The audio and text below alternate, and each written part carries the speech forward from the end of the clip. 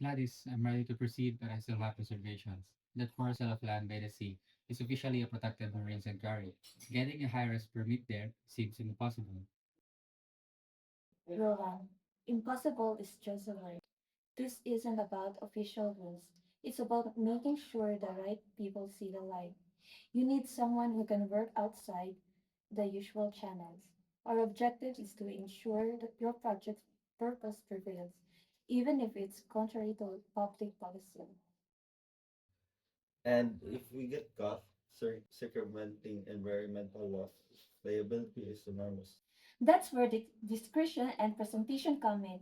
The political risk is factored into my fee. Think of the profits. The key is creating distance. Now about the payment justification, you can just call it a bribe. We know how will the paper trail look.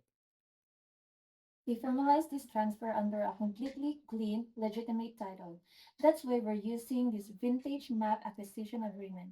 We need to make the transaction look absolutely real on paper. But between us, it's absolutely simulated and fictitious.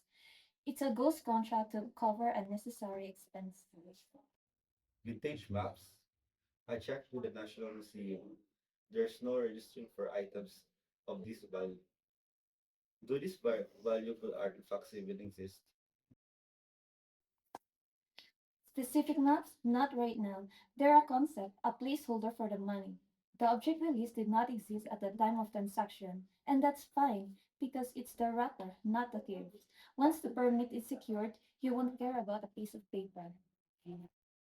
But if the object doesn't exist, how is this even a proper contract? It's an understanding, Rohan. The true value I'm selling is influence. It's securing a favorable decision from a public office. That authority, that official function, it's something unique, something outside the commerce of man, and yet you need it. My fee buys you that exclusive access. You are buying certainty. It sounds like we are paying for something that has no legal standing or legal object. You are paying for a solution that gets your skyscraper built on the best piece of real estate in the country. That's all that matters. Sign here. You get your project, and I get my professional fee. It's discreet.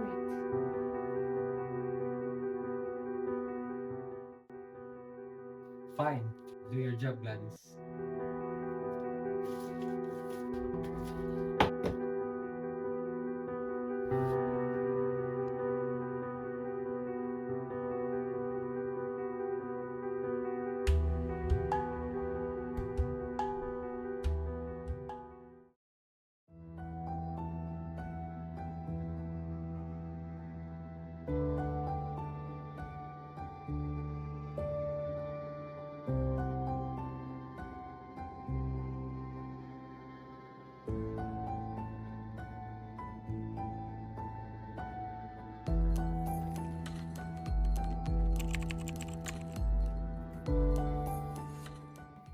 Don't get a chance. Gladys was so confident. She promised to secure the permit for the new high-rise on the protected land by the sea.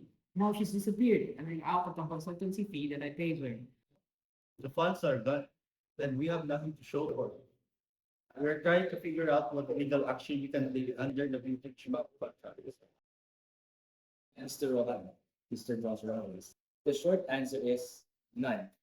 The agreement you entered into with Ms. Gladys is absolutely void, inexistent from the start. It cannot be legally enforced.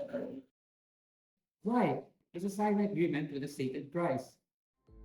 There is nothing Rohan can do in this situation.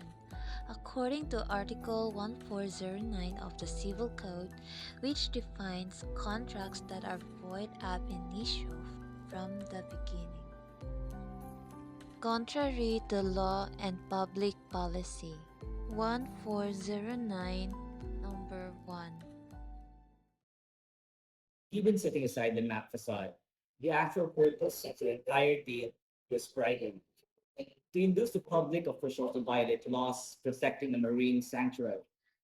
A contract with an unlawful clause, the object or purpose was automatically void. So the contract is void because the role was illegal. Precisely, it's contrary to law norms, and public policy. No court will ever enforce a contract that facilitates a crime or public corruption.